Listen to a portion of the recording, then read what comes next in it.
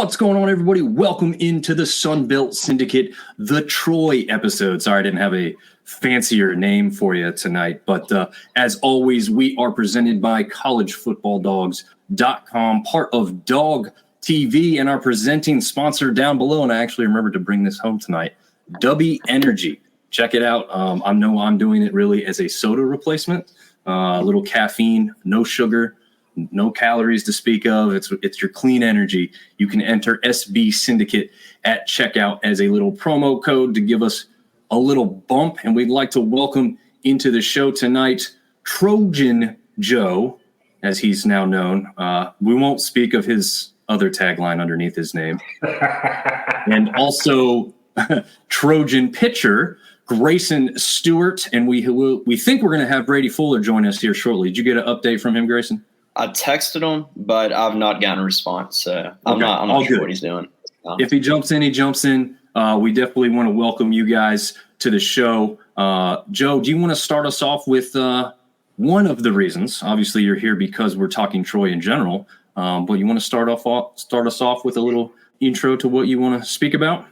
Sure. Yeah. Thanks for letting me come on again. I think I might be like the most invited guest on the Sunbelt Syndicate, and so happy about that. But we did want to raise attention to, and you, Dom, are so willing to allow us to do that, and we appreciate it. Chris Lewis, star wide receiver for the Troy Trojans football team, at the end of last season was having some leg pain. When the season ended, went and got examined and got basically the worst news you could get. Wasn't just a regular football injury, it was actually cancer. There was a mass on his leg. And so he's now going through the process of chemotherapy and radiation and surgery to remove that mass. And he has set up a GoFundMe. He's a college student to help him get through, that. Obviously, Dom's put it up on the screen there, which I appreciate. If you go to the Troy Boyz on Facebook, we've got it pinned to the very top of our Facebook page. So if you're an App State fan, I promise you don't have to see any anti-App State propaganda. This will be at the very top. And I encourage you to please join me. I've given given a couple times. And if you feel so led, this is a young man who is an absolute amazing athlete and an even better person, and deserves our support right now. So if you can, please give. Any gift matters. Go on, make a gift, and we'd love to see this young man return to the football field. But more importantly, we'd love to just see him be prepared to leave school when he graduates without any kind of medical debt following him, and ready to conquer the next phase of life. So thanks for letting me talk about that. We all love Chris Lewis, and in the Sunbelt, it's a big family. We argue and fight amongst each other, but there are some things that are bigger than football, bigger than sports, and this is one of those things. So please support Chris Lewis if you can. Thank you, guys. Absolutely. Yeah, no, I think that's definitely important. I mean, he came onto the scene this year and was easily at least one of, if not the best wide receiver in the entire conference as well. So a great, talented player, as Joe said, an even better person, and hopefully somebody that we can continue to help out no matter who we cheer for as we get closer back to football season. And talking about some athletes, let's welcome Grayson Stewart once again. He hails from Dothan. Am I pronouncing it right? Dothan, Alabama? Yes, Dothan, Alabama. Dothan, Alabama, a state champion during his junior year at Providence Christian School. He's a 5'11" right-handed pitcher with a season-high 9 strikeouts versus Northwestern State. It's a pleasure to have you on the show with us tonight. And interestingly enough, Brady ends up joining us, another state champion. You guys didn't go – it didn't say your classification. It said he was 7A. What classification were you in? Yeah, we were 3A. Just a private Christian school, but we went up to Auburn my junior year and beat them. So okay, yeah. Nice. Did you guys pitch against each other in that game by any chance? I don't know if he was on varsity yet or not. I pitched that game. I pitched like it was early in the season, so I only pitched like 4 innings. But yeah, we beat him. I think it was like 3-2 or something like that. And I'm guessing that the state of Alabama really, really likes their high school baseball. We do a lot. Yeah. Also, by the way, Brady should be joining any second now. He just texted me. He should be joining right now. So cool. Very nice. Okay, well, I'll add him up in here when he jumps in. Correct me if I'm wrong. Are you already engaged? Did I see that on social media? I am. I'm engaged. Got engaged in November. So, yeah, I'll be getting married in November as well. So, crazy time. Well, yeah, congratulations, man. Congratulations. I think I saw a picture. Is she a Troy cheerleader or dance team member? She is. Yep. Yeah, she just they're done now. Women's basketball just finished up, so they're done. But she was. Gotcha. Great. So is she graduating, or is she? Yeah, we're both graduating in May. I'll have another year of baseball though. I was injured my freshman year, so I got a med red that year. So we're both graduating academically in May, but I will probably be back next year for my next season. You sure you're not going to be up in the pros or something? I want to hate that at all, but we'll see. There you go. We'll see with all that. Yeah, because the one thing I had yet to mention is you were also the Sun Belt preseason pitcher of the year, right? Is that correct? Yes, sir. Yeah. So, hey, guys, for those that aren't aware, the Sun Belt is really, really good in baseball, and this guy was picked as the best pitcher coming into the season. So, there you go. Tells you all you may need to know. And we now have fellow pitcher Brady Fuller. He's a 6'4" right-handed pitcher hailing from Auburn, Alabama, as Grayson just mentioned. They kind of went maybe not head-to-head, but at least the schools went head-to-head. But then Brady helped get his team to the 7A state championship as a senior. He has a 7-4 record on the year. And most notably, he just helped beat our favorite App State Mountaineers this past weekend. So welcome to the show, Brady. He lives in the back. He lives in the back room of our apartment complex, and the Wi-Fi is not great there. So both of us might be a little in and out. Okay. Well, the picture's coming through good. It's just the audio that we need to work on there. But in the meantime, while we're waiting on him to get that working, let's take a look at the Sun Belt standings. We did change this because, as Joe and I were talking about before, and I think I kind of talked to Marv about this before this show, the Sun Belt standings as they are listed on the website itself don't seem to be using the tiebreaker they would actually use if the season were to end today. They seem to be using the tiebreaker that your overall record, winning percentage, your overall winning percentage total instead of your conference winning percentage. So I've changed that. This should be what it would look like if the season did end today. So no, this will not match the Sun Belt website. We'll try and get them to change their ways so that we can see an accurate portrayal moving forward. And anybody who would like to check this for accuracy, you certainly can. But this seems to be a better layout than what we're currently seeing on the website. So I'll just start there. And real quick before I get thoughts, actually, Marv, guess who's shown up on the show already? Artie Cat. Hello, Dominic, Seth, and Marv. Well, Seth is possibly not joining us tonight, but he's a little sad about his Arizona Coyotes. In Texas, he's a hockey fan, believe it or not. Thanks for 30 years. I couldn't decide between Salt Lake City or Denver for vacation, so they called the airline. Airfare to Denver is $300, she said. Gus, we got great rates of Salt Lake City, 99 cents, but there's a stopover in Denver. Yep, that seems about the going rate. But he's also jumping back into the baseball conversation, saying congratulations on graduating and your upcoming nuptials. Yes, absolutely. So we're glad to have Artie. Also, I am wearing my Captain America shirt. If Marv remembers why I'm wearing my Captain America shirt, and Joe, maybe. I don't know if you interact, and maybe even Grayson. There's a huge Troy fan who has a YouTube username and profile picture and goes by Captain America. So I thought I don't have anything Troy that I own. I thought I'd give this little shout out tonight for him. Hopefully he shows up on the comments for us. You didn't buy anything when you were down for the football championship game last year? No, I stayed dry. I stayed dry for that. Yeah. No, if I was down there, I would have come and said hey to you. We didn't because of all the champagne popping and stuff. And that makes sense. That makes sense for you. Yeah, there probably was some champagne pop in there. Let's see, Brady, we got you on the audio now. Oh, perfect. There we go. I'm all over the place right now. I'm sorry.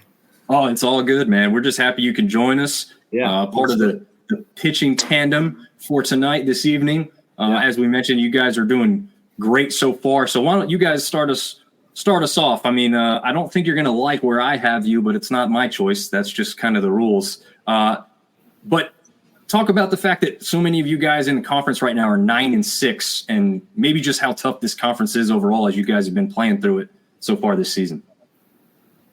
I mean, yeah, the conference is so good. I mean, even, you look down and you see teams like Appalachian State and you see Marshall and ULM, teams like that. They're still really good. I mean, we lost one to App State. We lost one to ULM. I don't think we lost one to Ark State, did we, Stu? No, we yeah. Just, every week is a grind. And you can't kind of just give up on any team because you can't think you're going to have to go in and sweep somebody no matter what. So every week you have to show up all 3 games, and you have to give your best bullet, whether it's on the mound or you take your best swings, because anybody can beat you in this conference. It's super fun too, because, me and Stu, our freshman year, it wasn't really like that. It was, it was the fun belt, because everybody could hit, but the pitching wasn't necessarily there. Now it's everybody can pitch, everybody can hit, and it's super fun to play week in, week out. Yeah, absolutely. Grayson, any thoughts from you over there? Yeah, it's definitely a pretty complete conference, up to down. I mean, when we played at ULM, they were not an easy go, and every team that we've played has not been an easy go. A lot of 9-6 teams, and this is kind of the time of the year where you separate yourself if you want to continue to keep playing, if you want to, make a regional, stuff like that. So it's an opportunity for all those teams that are sitting there at 9-6. We've got Georgia State this weekend, who's also 9-6. So it's kind of gut punch time. It's the time of the year where games really, really matter. Not that they don't always matter, but they really matter at this time, especially with RPI and different stuff like that. So, absolutely. Do you have Georgia State at home this weekend? Correct. Yes. Yeah. Yes. They're thankful for that, because Georgia State's stadium, they won't have to say anything if they don't want to, but that thing is rough. Well, at Georgia State, they're unbelievable. Yeah, you go ahead. Yeah, I mean, when you're at Georgia State, like, they know how to play in that ballpark super well. Like last year, we got absolutely dominated at their place last year, and it's not that we were, the worst team. It was just like they just took their ballpark to their advantage, and they dominated us last year there. So, rental pace, we're looking forward to being at home. It's been a long couple weeks, being on the road and whatnot. So we're excited to be at home playing them this weekend. Yeah, absolutely. Already says enjoy that awesome facility. Well, luckily they're at home, where actually Troy has a very, very nice baseball facility. You can also speak of the facilities if you spend time in a lot of these. I think it's just a beautiful campus. Unfortunately, I've not been down there myself, but every time I see it, I'm like, I don't know what I pictured for Troy, but this wasn't it. To me, it looks more like a private school, I guess, is what I'm going to say. Oh, I mean, it's amazing. My freshman year, I lived in Pace Hall, which is the international dorm. And so I was right across the street from the baseball stadium. And it has grown so much from, I was in school in 2004 when these two guys were running around kindergarten trading animal crackers. Okay. So, I mean, I understand I'm the old man on the call, but really Troy baseball all the way back to Chase Riddle, and then getting to even to Bobby Pierce, who was there when I was there. There's just so much success built into this program. And if you don't mind, Dom, I'd love to hear these two current Trojans talk about, when they were making their decision to come to Troy, how much that played into it. Troy has a long history of success as a baseball team, and how they felt about that, and if they came because they wanted to be a part of kind of keeping that success going. Either one of y'all or both can answer. Yeah, so I'm from Dothan, is 45 minutes away from Troy. So my parents, they both went to Troy. I I grew up going to Troy camps and games and stuff like that. Like I've got a picture with Coach Pierce, I believe, when I was a little kid. And so like I always wanted to come to Troy. It was always kind of my goal. So that's kind of what I was shooting for in high school. And obviously it's a great program. And obviously you want to keep that going. And I think that now, especially with Coach Mead and that staff here now, I think we really have a good chance to keep the winning tradition going because those guys are great. Awesome. Brady, you want to talk on that? I know from the notes that I gathered, your dad actually played not only in the pros, but also just down the road at Auburn. Is that correct? Yeah. I'm on the total flip side of Stu. My dad played and coached at Auburn, and then my brother also played at Auburn too. My grandparents went to Auburn. My mom went to Auburn. So I was Auburn kid growing up, but it was never like I have to play for Auburn. Like it's Auburn or nothing. No, I was always like, I just want to play Division I baseball. I just want to play for a good program. And so I committed super late. I committed to Troy April of my senior year just because COVID had happened, scholarships, that kind of thing was super weird at the time. And I never came on a visit, but I had been to Troy's campus before. I had been to the field and all that. And I mean, in the state of Alabama, Troy is known as a great baseball program, great school, just a great everything overall. So it was a no-doubter for me because I was like, I met Coach Mead. Me and Grayson actually met Coach. We were the first kind of guys to meet him. And, like, from the moment we met him, we were like, yeah, there's no doubt that this is the guy we want to play for. And, he's really taken this program to the next level just with, the ideas and stuff that he has, especially with the facilities that we have now too. Yeah. Yeah, I just remember looking at it the other week, and then I guess I caught a clip on Twitter or something, and I just saw the background, and I'm like, man, what stadium is that? That looks nice. And I'm like, oh, they're playing at home. That's their home dugout they're walking out of. So, yeah, very, very impressive facility. And going back to what Artie said, he said that if you would have been playing at Georgia State, you would have gone and the 6 fans in attendance. And he said, oh, thank God that you're actually going to be playing at home. And then Artie is our biggest fan, by the way, guys. He's a Texas State fan living down there in Texas. But he has a trivia question for you. Who was the first Trojan player in MLB? I'm sure you probably see this on the walls down there or something. But. Grayson had his hand up immediately. Yeah, Grayson knows this. Clint Robinson. Clint Robinson. I'm gonna let Artie approve that. Pretty sure that's right. Pretty honest on my part that I don't know that. So let's see what Artie comes back with on that. Hopefully he types fast.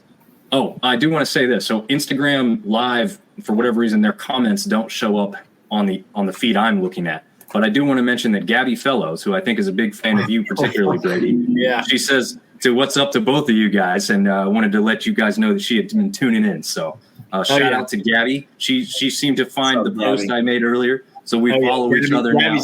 Gabby's awesome. Yeah. She's a girl from my high school, and she loves Auburn High School baseball, which is where I went, and then now she loves Troy baseball. She got to meet a bunch of the guys, got to meet Grayson. So she's awesome. She supports me. Her and her dad will come over to our games, drive an hour and a half to come watch me pitch. So she's great. Big fan, that's for sure. So I'm glad she's watching this. That's awesome, man. Yeah, that's very, very cool. And our answer to our trivia question apparently is David Brennan. Is that a name that you were thinking of at all, Grayson? No. I'm not. I've never heard that name before. Okay. Danny Breeden. I was looking. Gotcha. Oh, hey, look. Shoot. Wow. The namesake. I told you why I was wearing this shirt, and here he is, Captain America. I know C-Rob, a.k.a. Clint Robinson. He wasn't a huge name. I think he was like a utility backup guy for the Nationals for a little while, but I don't think he had a super long stint. Okay. And he says Breeden, 61 to 63. Yeah. Just a little before y'all's time, guys. Just a little bit there. Okay. Yeah. Luckily before all of our times, I think. But yeah. Marv, you got any thoughts on what this standings look like before we move on to recap what these guys are going to love and we're going to hate? in a second? Yeah, I mean, kind of what Grayson said. We're at the part of the season. You got 5 teams tied for second place at 9-6. You've got the Cajuns playing Coastal this weekend. You got Georgia Southern playing JMU, Troy, and Georgia State. I mean, it's going to work itself out. But kind of both these guys that just speak to the depth of the conference. I mean, baseball, this conference is really good. So let's go ahead and get this dreaded part out of the way real quick. Yeah. It's crazy to me though to think the Cajuns are the only one who can afford to have like any kind of slide, right? Everybody else is like, you got to keep winning, you got to keep pace. That's crazy to think about, but okay, we'll go over Tuesdays and Wednesday scores before we get into the painful part. But a couple big wins here on Tuesday night for a couple Sun Belt teams. We got ODU that beat number 10 Virginia. We had Texas State beating Incarnate Word. I don't know if that's really a big win, but that's a Texas win for them in state. I know Artie likes that one. Georgia State takes down Kennesaw State. I don't know. I think we talked about this last week, Marv. Kennesaw State actually has a really good RPI. Is that what we had talked about, I think? I believe so, yeah. Yeah. And that's obviously one that Georgia State, to keep pace with where they think they should be. I got to take in a little bit of the Coastal UNC matchup. We ended up being really good. Unfortunately, with a 6-year-old who had bedtime, did have to leave a little before the end of that game actually finalized, but I came home and watched the end on TV. But I'm about 10 minutes from UNC's campus, so that was an easy trip for me. Morehead State takes care of Marshall in what to me was a bit of a surprise. App State got hammered by Western Carolina 10-5. Marv, what'd you say? That game was 10-0 early, right? It was 10-0 very early in the game. Yeah, we couldn't get out of the first inning. Yeah, rough. La Tech takes care of ULM. Not necessarily a big surprise there. We know La Tech's a pretty good team. Southern Miss takes care of Nichols. Troy, never heard of those guys. They took care of Samford 10-8. Congratulations there, guys. I honestly didn't go back and see. Did either of you guys pitch specifically in that game? We did not. No, we did not, no. See, we got the All-Stars who just go weekends here. That's who we got. All right. Ole Miss and Arkansas State was canceled due to some weather, and the Cajuns continued their winning ways over Southeastern Louisiana in that one. Guys, anything you want to say about beating the Samford team? I mean, that is an in-state matchup, I guess. I don't know if there's any is there really any history or rivalry there, or is that not really much of one? You got it, Stu. They're a good team. We don't really have a big rivalry with them, but we do take pride in kind of taking care of business with in-state midweeks and opponents and stuff like that. But they're a really good team. Their RPI is like 70-something, I think. It's somewhere around there. And they had some guys. They had some really good hitters. So it was definitely a good win. Are they still SoCon school? Yes. Yep. Private, smaller college though, right, guys? Yes, Correct. they were a private school in Homewood, which is pretty much Birmingham area. Okay. Yeah, and like Stu said, they can really hit. They're hitting like 317 as a team, something like that. So, wow. That's pretty good. And that was a big win for us to go up there and get that. You guys got friends or guys on that other side on that one? No, not really. I mean, no people just from, being in the same state. But no, I don't really have anybody on that team. Okay. Yeah, I don't really have any. I knew their Friday guy last year I played against in high school. He got drafted by the Orioles, but I don't know anybody this year. Okay. Nice. And we got some more comments here. Captain America saying he played with my buddy Tyler Moore in D.C. So, yeah, as Grayson was saying, is with the Nationals there. And Artie saying even the basement is crowded and closed. Yes, even in the stand. I mean, you could jump up from the basement right now, honestly. A couple teams at the top slide and a couple teams at the bottom keep winning. You're flipping spots pretty quick. Yeah. And then they're having their own side conversation down here. Captain America asked Artie Cat how he's been doing. These guys have been around since the football season, so there's a lot of history there for them. Jumping into Wednesday scores, not so great for the Sun Belt overall. Georgia State and Kennesaw State Georgia Southern. They love when you mess that up, guys, just so you know. Georgia State and Georgia Southern. Call Georgia State, Georgia Southern all weekend. You'll make a bunch of friends. Yep. Good times. JMU goes down to VMI. That is one I did not see coming. Morehead State hammers Marshall yet again. Cajuns take care of business against the same team. You guys went up against Jacksonville State. That's yet another in-state game there for you guys. So anything to say about that one? Obviously not the result you wanted, but Let me take this first, boys. there you go. So y'all don't get in trouble when you go back in the coach's office, all right? Because I give money, so they can't be mean to me. Let me tell you something about Jacksonville State, okay? These guys we left behind in the dust a long time ago. We're not battling for the old school bell anymore, but they keep chasing Troy from behind. And they can't stand for us to have something that they can't have. So we went up there to Jacksonville, Alabama, which let me tell you, if you've never been, go to church on Sunday and praise God that you hadn't.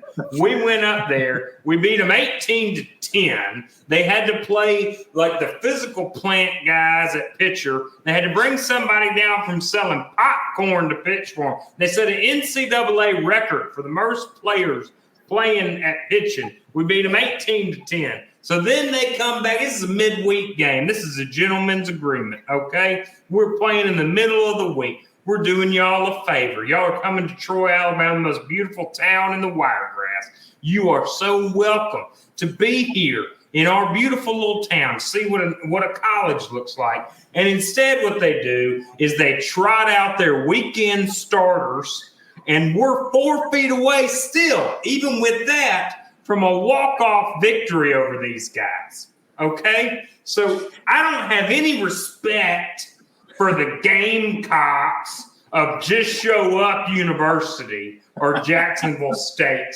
whichever one you want to call it. So, they get to walk away with their little 5-3 win? Fine. Take it home, boys, to the CUSA, to the husk of a conference that used to be. But these two scholars and gentlemen right here, they shouldn't even have to talk about that game. It's below them, okay? It's below a man from the Circle City that hosts the International Peanut Festival that launched Corey Smith's career to have to talk about this team from north of Oxford, Alabama. Now, I'm not going to let them do it. I only want to know how many times you practiced that promo in the mirror before we went live, Joe. Never, sir. That was all. I just got too much Troy in me. Yeah, here we go. This is exactly what I was just thinking. Trojan Joe is the Alabama version of Texas's JBL from the WWE. Love it.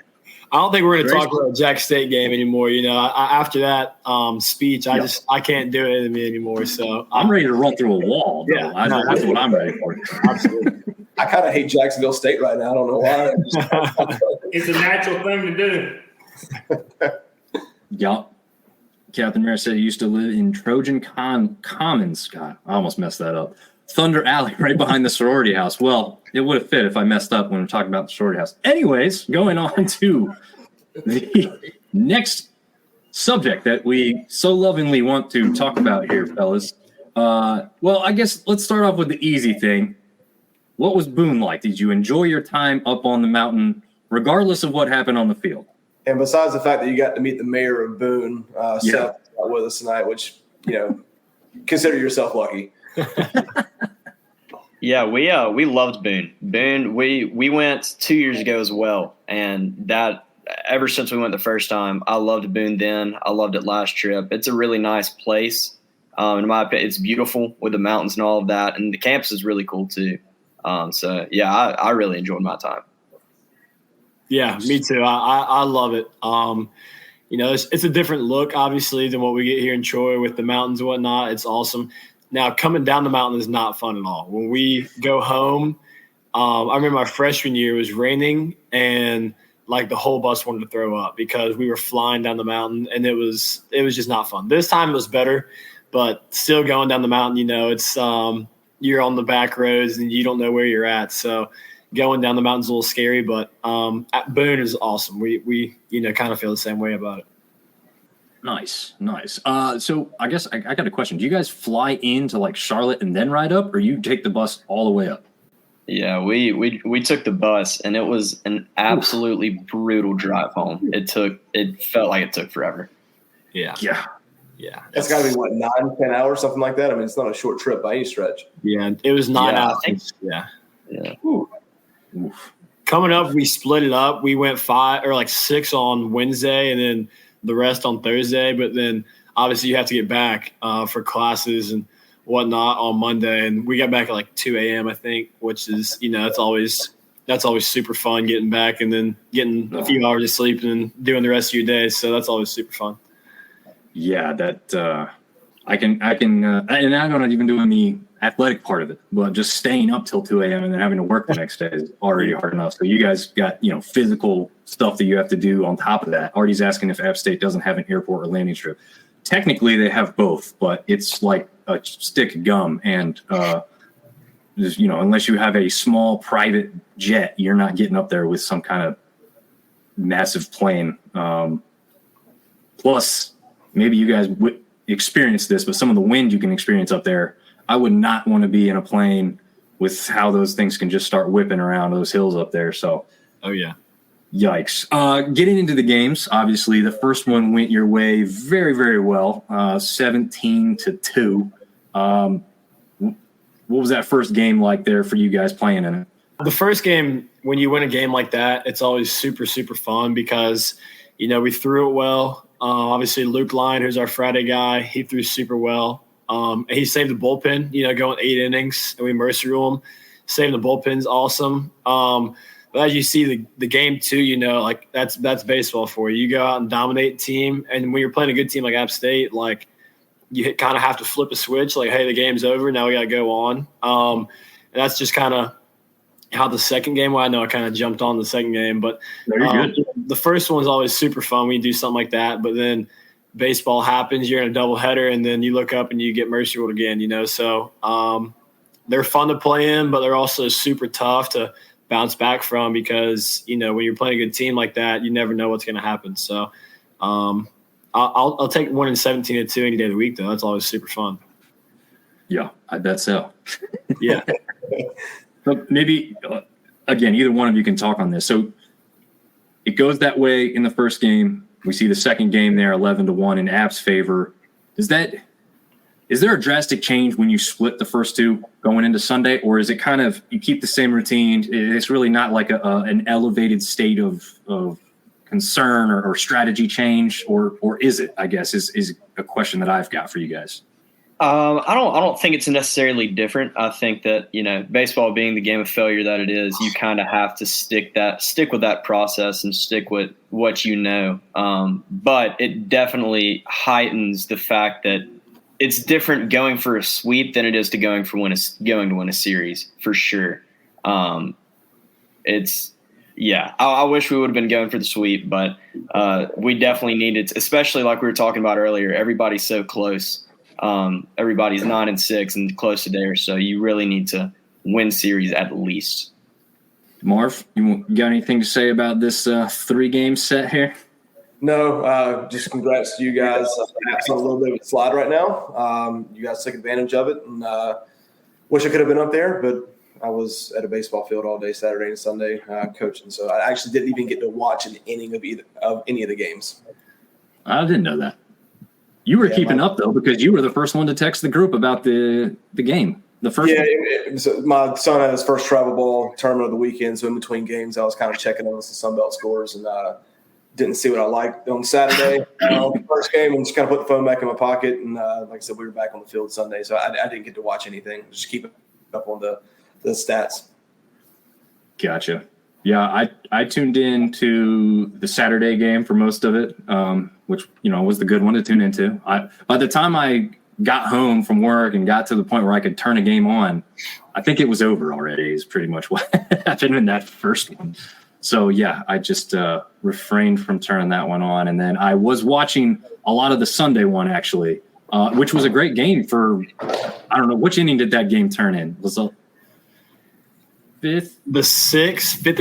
Yeah. So I think we hit we hit 3 back to back, but we hit one that kind of like, shifted the momentum, got us back in the game. I'm the one that kind of put us in that hole in the first place. You go out there and start on Sunday, you get 4 runs in the first. That's probably not the best thing in the world, but it's baseball. It happens. Like Stu said, it's a game of failures. So it's always nice when your team kind of picks you back up and puts some runs on the board like that. So I was thankful for them. Yeah, absolutely. Yeah, I mean, we've seen that a couple times across the conference. Really, is like you go down early, it ain't over all the time. Like other sports, you get down early in football, it's real hard to battle back. I'm not saying it's easy in baseball. Don't get me wrong, but it seems like if you get into a role, it can happen a little faster than it can in other sports. No doubt. Marv and I got to take that in when we went to the App State Duke game and saw Duke put up 16 runs in one inning. I think we gave up 12 before we got our first out. It was rough. It was rough. But does the owner of Boone, North Carolina, have anything to say about this one as we jump into who we got coming up for each team this weekend?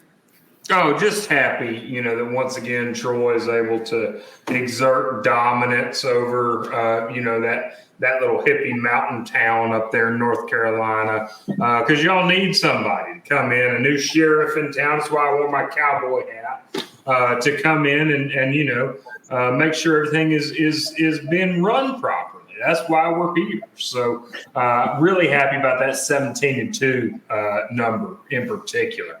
I wish we could run it up more, burn the horse, that kind of thing. Well, at some point they just got to call it over. They just it was bad enough. They called off the dogs and told them we'll go do it all over again tomorrow. When we had Austin on a couple of times earlier, did App take the series from Troy last year in Troy? No? Okay. I remember him making the comment. We beat him 2 out of 3. Okay. Yeah. I remember him making the comment that he was excited to play you guys because he kind of felt like it was like maybe a budding rivalry going on. And I think the assumption was that we were going to be a little bit more competitive in this year's series. But I do remember him saying that I think we asked him, what's the most exciting series you're looking forward to playing? And he said Coastal and Troy. Yeah, we always have super fun playing them. Like me and Stu are my freshman year, sophomore year. Like there's always some chirping going on in the series like that, and those are always the most fun baseball moments. Like when teams are kind of going at it because like everybody kind of,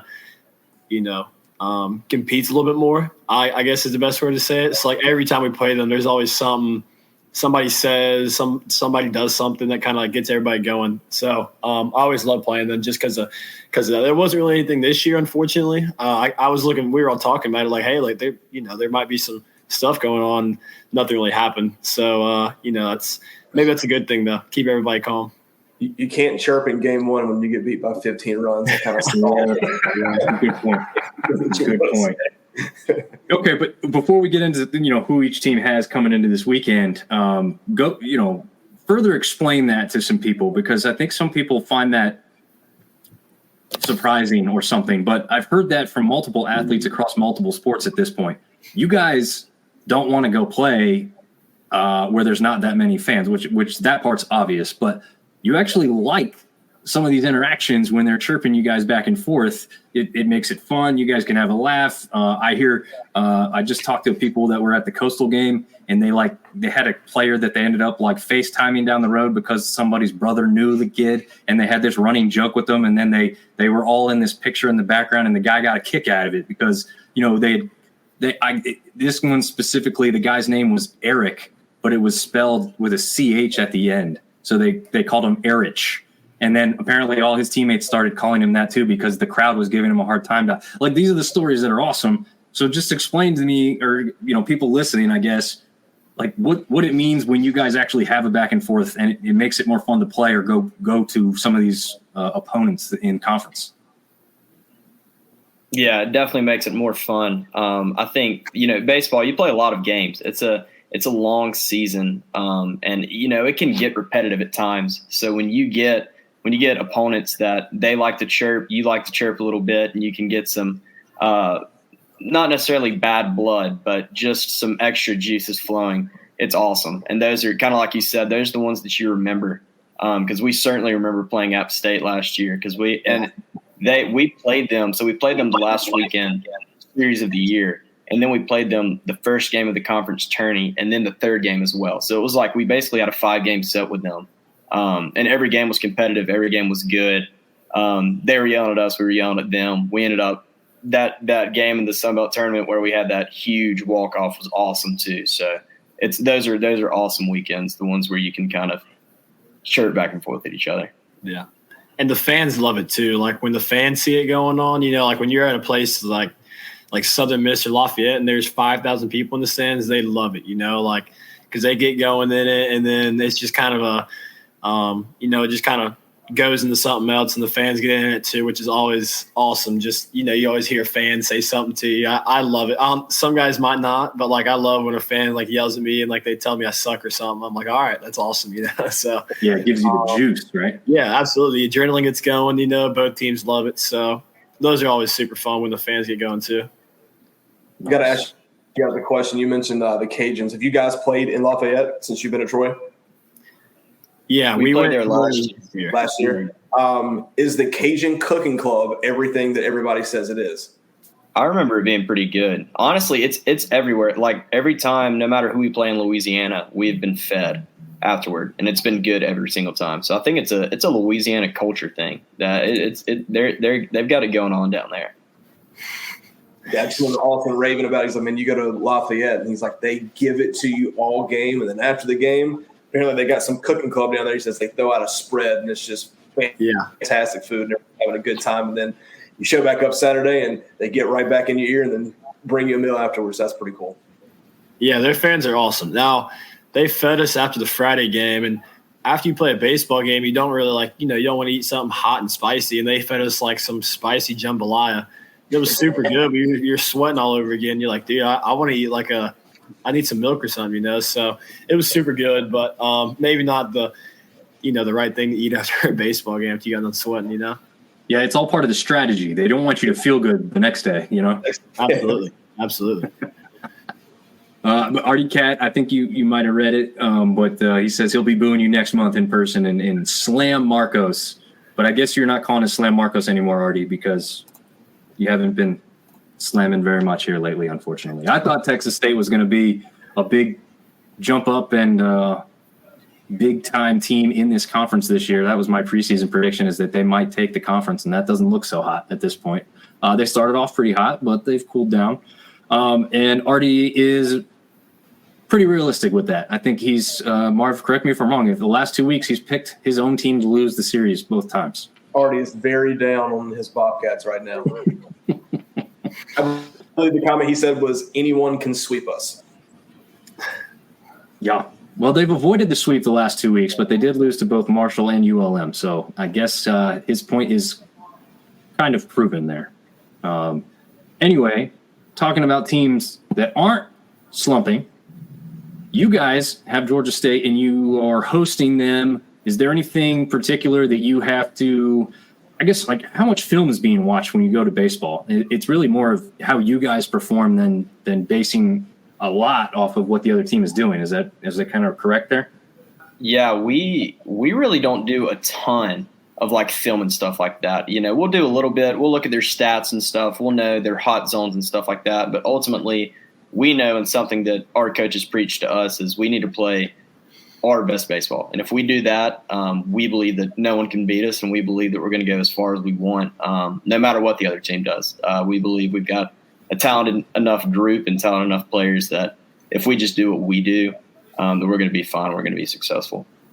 Well, Marv, do you have any thoughts on App State versus Arkansas State down there in Jonesboro, or over there in Jonesboro? I guess it's not really down there. It's kind of wet. Being an App alum and an App fan, I hope this is a get back on track weekend for us. I think we're 6-9 on the other side of the 9-6. So take 2 out of 3, or sweeps are hard to come by. But get back on the winning ways. We desperately need it.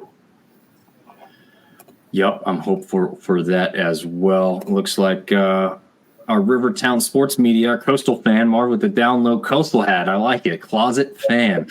That's not Coastal, buddy. That's the Clovers. That's my kids' travel ball team. Clovers. I would never wear anything from the Beach Chickens. Joe loves the Beach Chickens. It's his second favorite team within the conference. All right, Joe? No, sir. That is not the case. Who's the guy that always comments and only calls them COVID Carolina, which is the funniest thing ever? Well, there's a number of people that do that, but he should get the Presidential Medal of Freedom immediately, whoever he is. Brady and Grayson, do you know why people call them COVID Carolina? I've never heard of that in my life. I'll be honest. I haven't heard of that one. I'm more interested in the App State, Georgia Southern. Is it Georgia Southern hate or Georgia State hate? What's the Southern? It's Southern. Yeah. That's just our longest standing rival. We've been in a conference with them for years. We absolutely hate everything they stand for, and hope they win at nothing. But no, the COVID Carolina thing, Dom, correct me if I'm wrong, but football, they were supposed to host the conference championship game during the COVID year, and it was a non-favorable matchup, and they decided to cancel the game so that they could stake claim to the conference championship. So everyone has hated them ever since then. Their claim was that enough of the team contracted COVID or contacted COVID, and that they couldn't field the team. People questioned that because, like Marv said, it was our record stays better. They did already beat Louisiana, so they felt like there was nothing to play for in that championship game. But obviously, Cajun fans thought they ducked them. So it probably is a number of people. Yo Boy Cars, as his Twitter handle is known as. I think he's one that always jumps in here and calls him COVID Carolina. Artie may call him COVID Carolina. I don't even know. There's again, there's lots of people that call him that that were aware of that situation down there. But did you guys get some boudin balls when you were down there in Cajun country? Oh yeah, they were super good too. They were super good. I think everything they cook is just really good in general. So I don't think they can do anything wrong with their food. I can't disagree. It's the only football stadium I've ever been to where they had crawfish nachos. I think it was crawfish nachos they called them. But fantastic. I mean, the nachos were the typical stadium nachos, but got little crawfish in there. It was pretty good. Georgia State film is shaky because cameraman is bouncing a 5-gallon bucket with an 80s camcorder. It's not great, but as we've seen, are you guys aware of this? You guys know Georgia State's about to get a new baseball facility completely? They've been talking about that for years. You never know. I've seen that since I was maybe like a senior in high school. I saw something. I was like, oh, that's going to be super nice. I get to play that. I hope they get it done because it's awesome. And being Grayson are Braves fans, so it's right there it's right by the old stadium, or it's in the old stadium maybe or something like that. But who knows? Let me step in for Brady before he gets himself in trouble here. All right, let me be the one that says the outrageous thing that's not actually outrageous. Brady, God bless you. You grew up drinking the same tap water as DeMarcus Ware, okay? So, I mean, of course you're at Troy, Alabama. We can't trust Georgia State's going to do anything. I mean, what stadium's going to be abandoned for them to turn into? I mean, are we going to turn, like, the ice rink into a baseball stadium? That's all they know how to do. So, like, I mean, that's what my friend is saying, but he's too polite, and he's too much of a gentleman. He's too much of a scholar to say it. We don't trust that they're going to do that, because unless they're given some stadium artifact to ruin, how are they going to do it? Oh, I love it. I love it. Now you see why we love having Joe on this show, okay? If you weren't already aware. Oh, man. Artie's taking Arkansas State over App. He's apologizing for it, but we'll see. I mean, that Western Carolina game was ugly, so yikes. And, I was right. See? Artie's calling them the COVID chickens, ducked out. So, so I guess what I'm going to do is I'm going to actually change routes here. I'm going to just stop going through the scores because you guys don't care about all these other teams. You want to talk about yourselves, which we talked a little bit about App State, Georgia Southern rivalry. So I want to hear from the two of you, and Joe as well, obviously. The rivalry between South and you guys is also up there. And there's apparently a place, Joe, you're going to have to go on the name for me. There's an actual chicken place called Foo Sackley's or something like this. Oh, yes, it is the biggest point of pride for all of the attendees of that University of Mobile. It's where most of them work. And it is what they are most proud of. They don't work at Zaxby's. That would be low brow. They work at Foosackly's, which is basically a carbon copy, not as good. The coleslaw is ridiculous. It's left out in the warm. But yes, they love Foosackly's down there in the Bay City. I just wish we could beat those guys in a series in baseball. We have a ton of trouble beating them in a series. Why is that? I want these two young Trojan warriors to tell me why. Do they voodoo on you guys? I mean, do they make you eat Foosackly's before the game? Is that what's happening? Man, I don't know. I wish I knew the answer to that as well, because they have beat us 2-1 in each series since I've been here, which doesn't feel good, which I don't like. Not only not to them, but to anyone. I don't like getting beat or losing. But yeah, hopefully we can turn the tide, because Troy does dominate South in football, and so hopefully we can turn the tide and start dominating them in baseball from here on out. Brady, you got anything to share on the South rivalry from your side of things? I mean, it sucks losing to them, obviously, because as Trojan Joe said, that this is our state, I guess. So losing to them always kind of sucks, but I think we're going to turn it eventually. And it's not that they're a better team or anything like that. Like we're both very good teams. It's just they got our number, I guess, right now. So we're going to turn that, and, we'll get back on the winning sides of it next year. We get to play them. Nice. Very nice. I like that, because they are actually the next team up on here. I'm going to add that back in there. But let's talk about the strength of the conference overall. So I have been, and Marv is also, and I'm sure Joe, and honestly even you guys, championing the fact that the Sun Belt is mid-major and group of 5 for football. Those monikers don't technically exist for baseball. It's all just Division I, and I guess you can call some mid-majors. I've been pushing the fact that I don't think the Sun Belt is a mid-major conference when it comes to baseball. You're looking at the conference now. You've got a log jam there for a team to rightly call second place. 2 of those teams are ranked. You guys have the second best record in the entire conference overall. Speak to how the strength of this conference may be underthought of across the country for people maybe that aren't right in it. I think luckily enough of the conference fans and players understand how good it is, but I don't know if people still think like the Big Ten's better because they have more money, which I don't think is the case, right? You guys want to speak to some of those aspects, or just what your thoughts are on how good this conference is in baseball overall?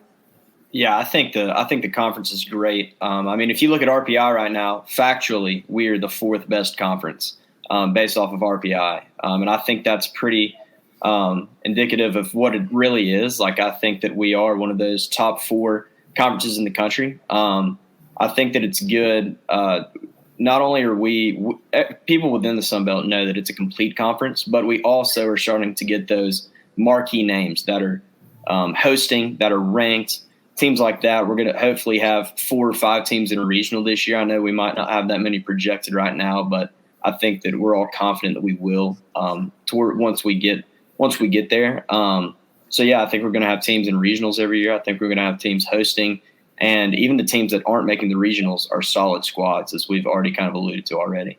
Brady, thoughts? Yeah.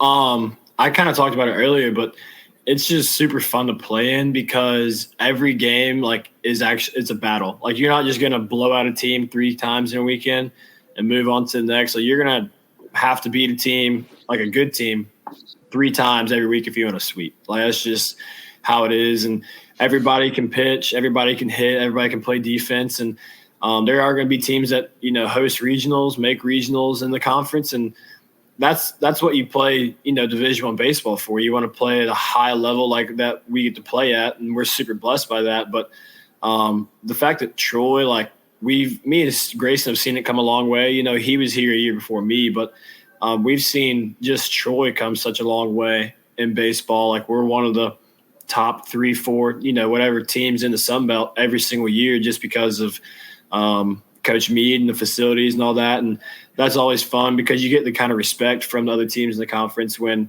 they know that you're super good and they have to give you your best shot every game to beat you. So I love playing in this conference because it's super fun to play in. Who's the third-ranked conference RPI? I mean, obviously SEC's got to be 1, ACC's got to be 2. Who's the third-ranked conference right now in RPI? I think it's Big 12. Big 12, if I'm not mistaken. Yeah, Big 12's they got some really good baseball teams in there. Gotcha. So, I mean, I guess it would be easy to assume that playing in a conference that's good, if you make it to a regional, kind of prepares you for what you're going to see when you get to the regional, because it's not like you've been playing a bunch of bums. You've had to, like you said, show up every weekend and play your best game, so it just makes you more equipped to go to a regional. Yeah, absolutely. I mean, obviously we went to Tuscaloosa last year and we beat Boston College game 1. We had Alabama beat game 2, and that was because of the competition we had played the whole entire year.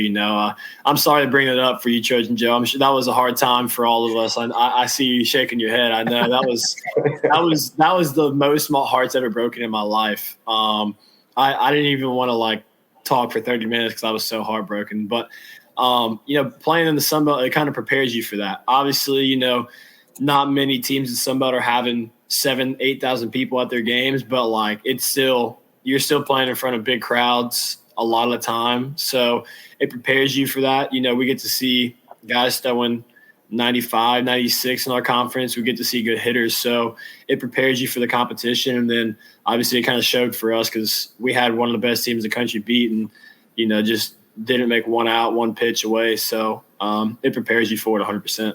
Joe, did you champion the same thing? I mean, what's your thoughts as a big fan of the conference in general about? Oh, for sure. I mean, Brady just ruined my night by bringing up that series in Tuscaloosa. I'm going to have to drink 3 more Bud Lights this evening just to get over it.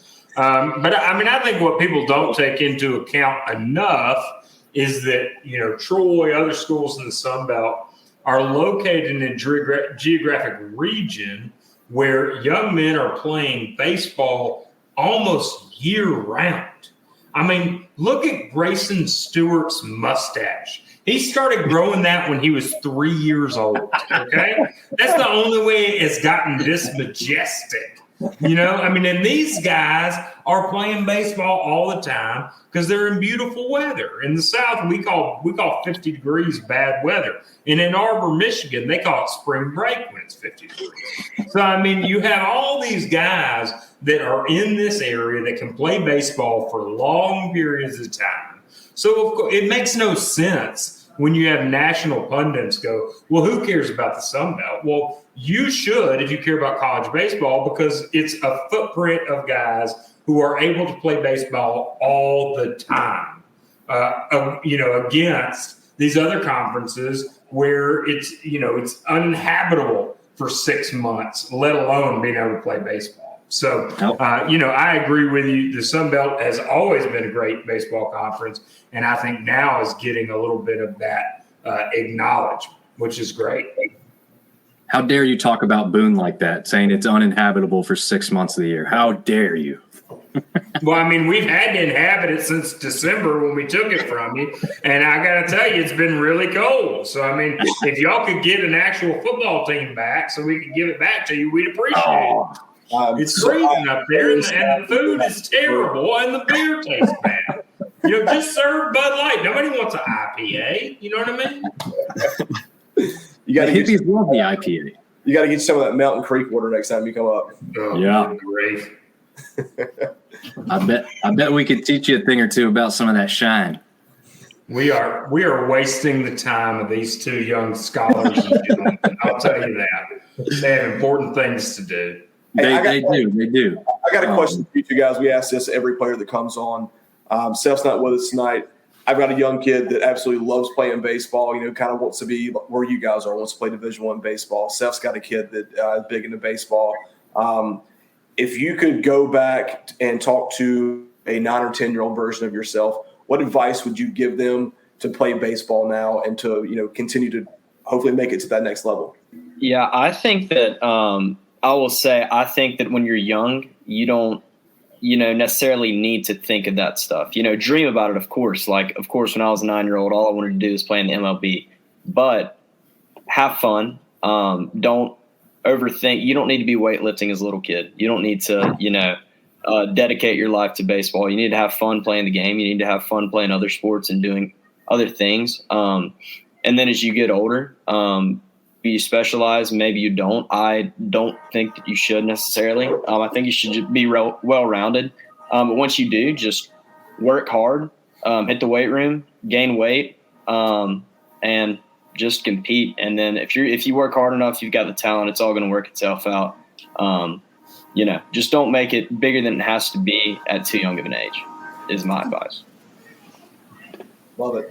Yeah, I'm the same way. I think keeping it fun is the biggest advice I could have given myself, because when you're here, it becomes a job almost when you're playing at Division I baseball, because everything you do revolves around baseball, whether you're in the training room or you're in the weight room or you're going to class or whatever. Like, everything kind of revolves around baseball, I feel like. So when you keep it fun, it makes it more enjoyable, because it doesn't feel like a job. You just get to play a little kid's game at a super high level, which is awesome. So, I think just not making it a priority and just having fun with it every single day is how you kind of should handle it when you're at a young age.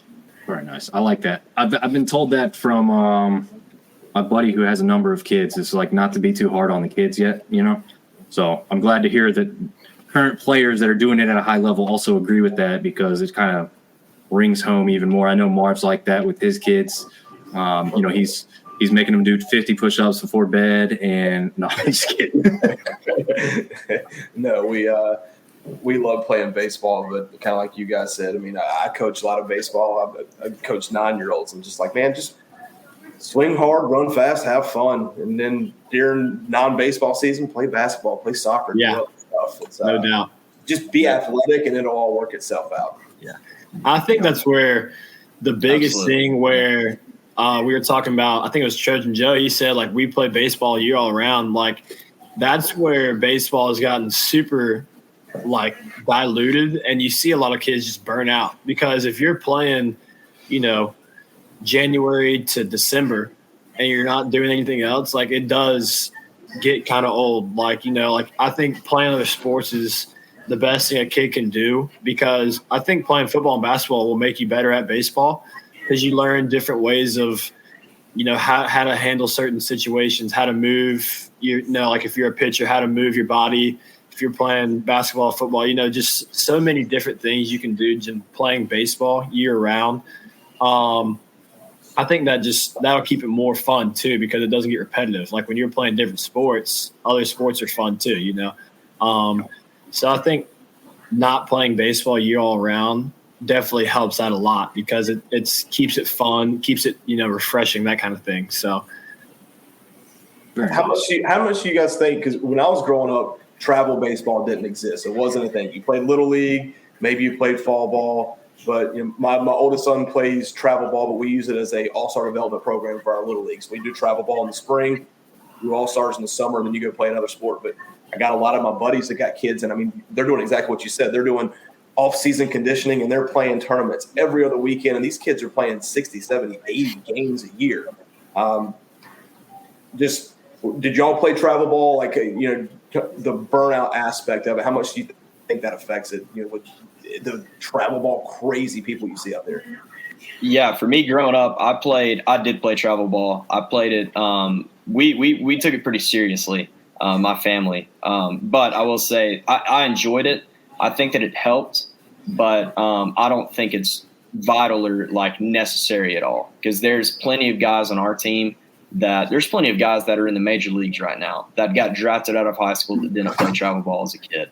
So I don't think that parents are bad parents if they have their kids in travel ball. I think it's a great thing. I had a lot of fun, a lot of life lessons, but I don't think that parents are bad if they don't have their kids in travel ball. And I don't think that ultimately it's going to affect them, because the biggest thing for, eventually playing college baseball is once you hit puberty, once you hit your growth spurt, hitting the weight room, getting big, being skilled, and from there, that's who you are as a baseball player. So I think that it's good, but it's definitely not necessary, in my opinion. I agree. Yeah, absolutely. And, you kind of talked about my dad coaching, playing, whatever. And so he would always say that if you're good enough, they will find you. And that was his job. When he was at Auburn, he was recruiting coordinator, pitching coach, and he would go find kids. Obviously, it was a different time. He was in the early 2000s, but he found kids in the middle of nowhere and recruited them. And that's just kind of what he believed in, is like, if you're throwing 95 miles an hour, somebody's going to recruit you to play college baseball. It's pretty simple. So I was a big all-star guy, kind of like we talked about. I played, in the spring, played all-stars in summer, and then I played football, basketball in the fall and winter. And that was my conditioning, that kind of thing was and it kept it fun. I love playing basketball and football and that kind of thing. So the game has changed a lot from even when we were in high school to now. Like, you see so many kids playing travel ball year-round, 70, 80 games. Like, we play 56 games, and it's super tough on us. And we have so many resources available to help us recover and all that kind of stuff, and it's still super tough. Like, it's just tough on your body when you're traveling and all that. So travel ball is great from the aspect, like, you get to play baseball, which is the greatest sport in the world. But at the same time, like, it can, kind of get old if you're doing the same thing. If you're 8 years old and you play all the way to 20 years old, it can kind of burn out. So I think there's, good things with travel ball and also some, side effects from it. Brady, you mentioned that you played football in high school. What position did you play? I played quarterback and linebacker. Okay, so you know that we've been going through spring practice. We've only had 2 quarterbacks, and you hadn't shown up to Jared Parker's office to offer your services. I mean, come on, Trojan, let's get it together. Go out there, throw some passes out. Well, I didn't play through high school. I played until 9th grade, and I got absolutely clobbered 3 times in one game by a kid that went to my rival high school when he was probably 300 pounds in 9th grade. And I was like, yeah, I can't do that anymore. I was like, it's that guy, because I wasn't. I'm 225 pounds now. I was probably about 180 pounds in, and that did not feel good. So, well, I'm just going to turn you into Jared Parker's office just as an emergency backup. Okay. Yeah, absolutely. In case something happens to Tucker or Goose, we might need you to get in there and dump it off. All right. So, I mean, just be prepared for that. I can hand it off pretty well. Maybe throw some screen passes and whatnot. Little slants? Yeah, you're going to be fine. Yeah, absolutely. You're going to be just fine. Absolutely. Yeah. If you still had Kamani Vidal, you just turn around and hand him the rock and he does the rest, right? Boy. Absolutely. Hey, 6'4", 225 is a good size for a college quarterback, man. I think you got this. Yeah. True. Well, I think that, and then I look over on the other side of the defensive line, the guy's 6'6", 300, and I'd become a very small man after that. So you never know. Yeah. I thought I was decent sized for a little while. I'm only 6'2", and then you stand next to a college football player, and you're like, nope, couldn't do it. Couldn't do it. Those guys are massive. I'm like, how are you not 35 years old? You're huge. I don't understand. Well, Brady's probably like that. He's over there standing there at 6'4", and got all that height on him. But Yo Boy Cars, our resident Cajun fan, has a couple questions here. He wants to know if Troy is like a mini Oxford. I don't know if that's a slight or if that's a real honest question there. But Troy is like a better Oxford. Next question. Oh, man. Captain America's saying he's loving the shirt, and he probably missed it when I shouted out him specifically about why I was wearing the shirt. But, yeah, this is for you, man. Since I don't have any Troy stuff, I thought I'd wear this as you are our resident Troy fan who shows up on the podcast all the time. But Yo Boy Cars' question, which opposing team's fan base in the Sun Belt has the best trash talk? I think he knows what answer he wants here, but we'll see what you guys say. I'll say for him, I think that the Cajuns are good fans. I do think that they have a good crowd, but the best hecklers definitely are from Southern Miss. And the reason is because the bullpen is right beside all of their fans. And so when you're in the bullpen, when you're warming up, you can literally touch their fans. So I was down there like 2 straight games with them.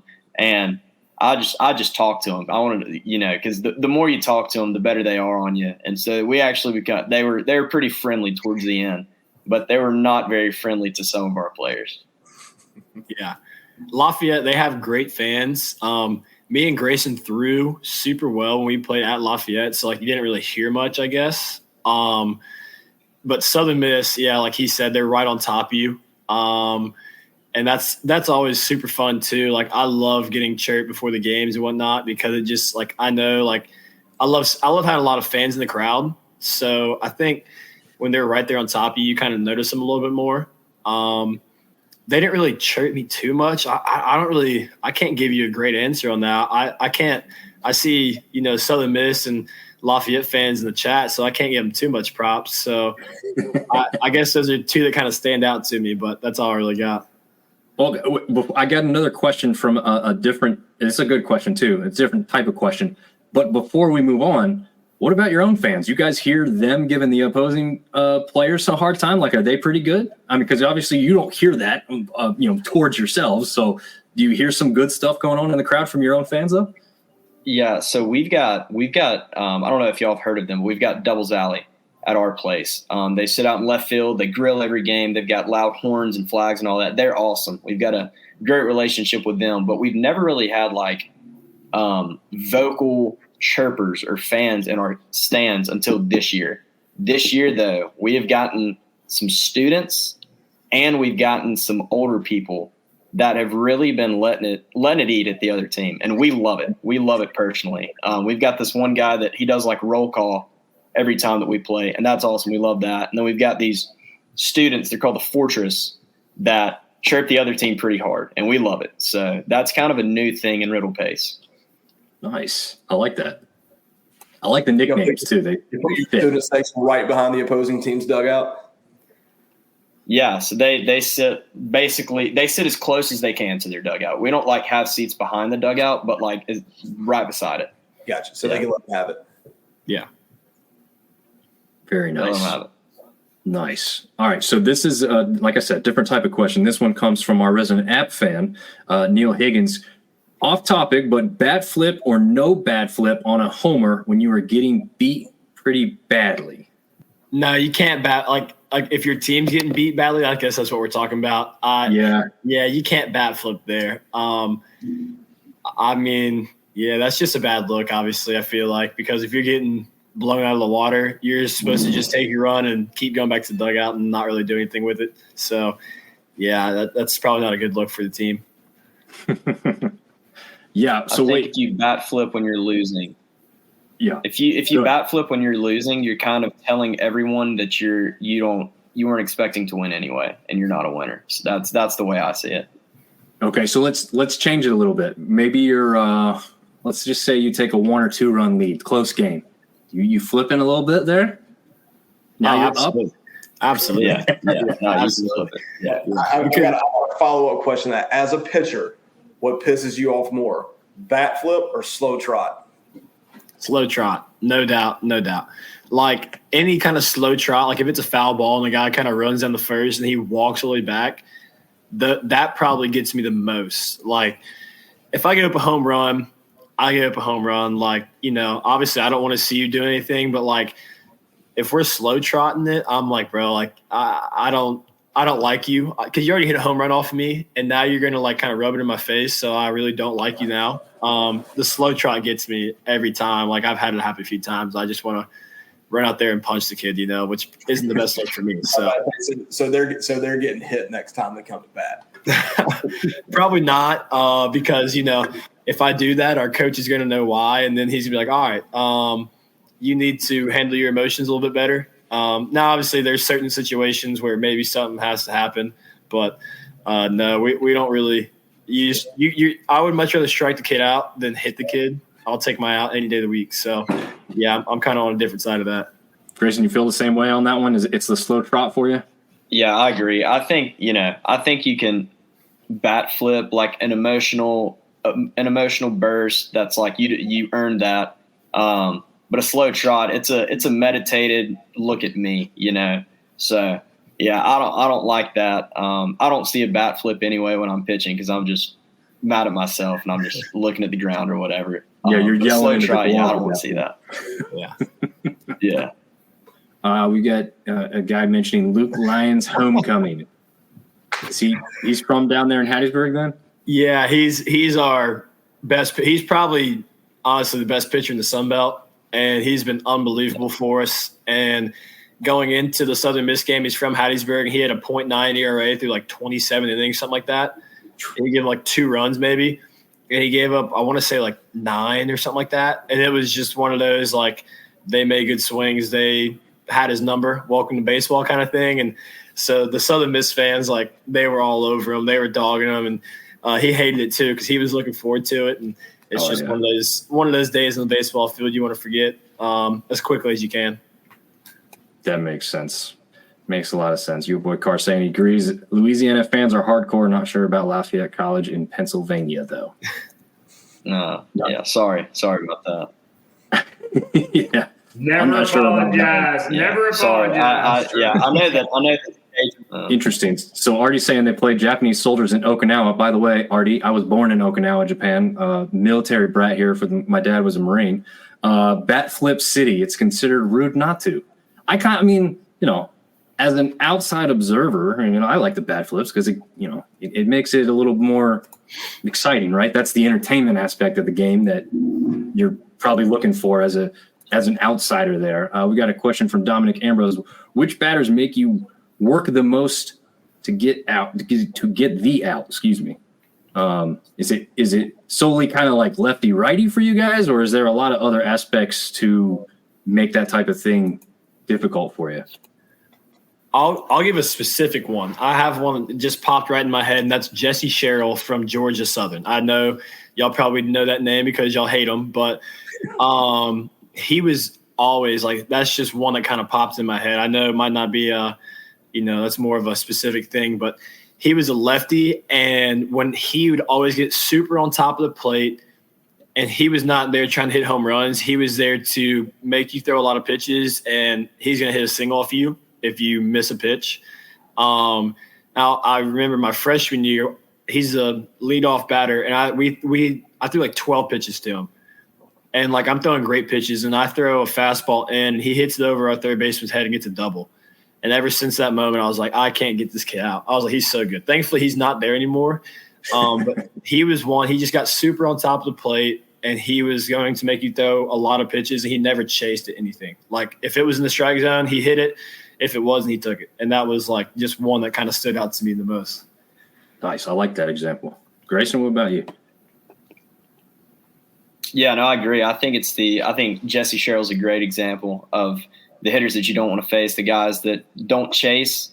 You have to come into the zone to get them. And when you come into the zone, they're not going to swing and miss. They're going to find a barrel, and you just kind of hope it's out someone. Like for us, the guy that all the pitchers agree on our team that we don't like facing in inter squads is Ethan Cavanaugh. And he's only got 2 home runs this year. He had 1 last year, but he is an impossible out, and he's just so good. He doesn't swing and miss. He's not chasing. You're just hoping that he hits it at someone, honestly. Yeah. He's hitting like 390 this year right now, and in the Sun Belt, which is really good. He doesn't swing and miss. He walks like every other bat. It's kind of crazy. Dang. Man. Yeah, that sounds like I don't have experience. I've never pitched in a game situation. I guess I've gotten on the mound. Man, it's been forever since I've even done that. It'd be interesting to just see if I could even make it to home plate. You guys are like, come on, dude. I think I can make it. I don't know if it'd be pretty, but we actually have a question for Trojan Joe here. Do Brady and Grayson look like double branch or front porch boys? Oh, I think this is a divided answer, and I don't want to defend you. I don't want to offend you guys, but I feel like Grayson is giving real front porch vibes, and Brady is real double branch vibes. Okay. Am I? So those are the two like entertainment centers in Troy, is what I'll call them on this podcast. And I mean, that's just, you're a one type or another type. I was a double branch guy in my time there. But how did I do, fellas? Like anywhere close? Or you're both at church too much to go to either of those institutions? Yeah, you said it. You were right there. I think most of the baseball team, most of the baseball team is typically front porch is typically where you'll find a Troy baseball player. TTP, I love it. TTP. I was going to say there needed to be some explanation, so I'm glad you did enlighten us. And I think, Joe, you may know that guy that commented that question. That is the Birdman. That's another of the Troy boys who I thought he had taken the night off, but apparently not. He is working enough to send us a question. So, get back into your cage, Bird. We don't need to hear this. See, Joe, I took you as a front porch kind of guy. I'll be honest, Joe. Thank you. That means a lot to me. I figured you'd be out there in the whatever they call it, the booty dome, right? In there dancing and whatnot. Exactly. No, I preferred a bar that allowed beer pong in the front room. So I was more of a double branch guy, but I was in a fraternity, so I didn't have to do a lot of off campus drinking. I was able to go to the house. There you go. But no, I'm glad you guys are focusing on the right things. You did the on just right at the front porch with your cowboy hat. Yeah. I will anytime you invite me, and I will be there. We will make it a night to remember. Are you slugging some beer right now? Is that what I'm seeing? I mean, it's a cut. You know what I mean? Oh, man. I think you guys can all agree on this, Yo Boy Cars, Troy and Louisiana disliking Mobile, Alabama. Absolutely. No, it's the worst city ever. The original home of Mardi Gras or no? That's what they say. They're super happy about it. I wish they'd be the original home of not talking about it so much. Oh, man. Marv, you got any more questions? I got like one or two more here, and then we can let these guys go so they can get back to their studies at the front porch. Oh, yeah. No more questions, man. Really appreciate you guys being on, and good luck the rest of the way. Thank you. Thank you very much. Appreciate it. I got one more thing for you.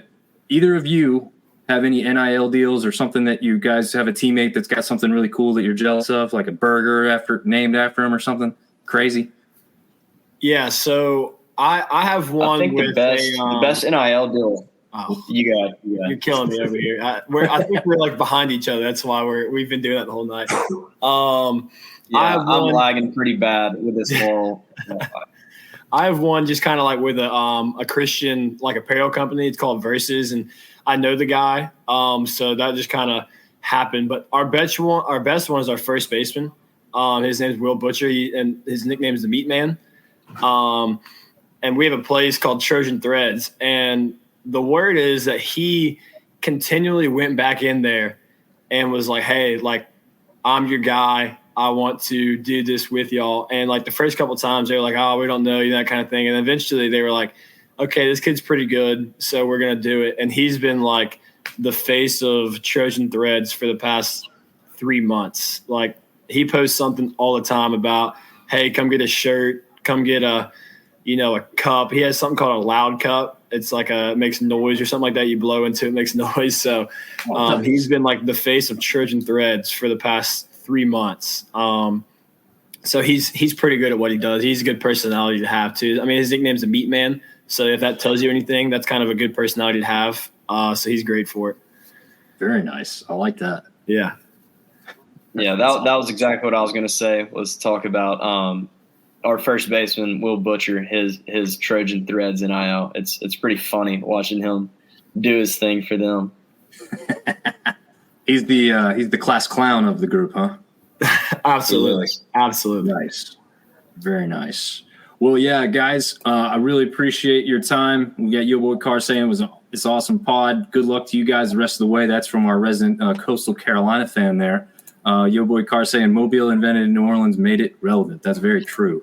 Artie Cat saying good luck the rest of the season, guys. Thanks for coming on and answering questions. And apparently he will see you guys down there in San Marcos here soon.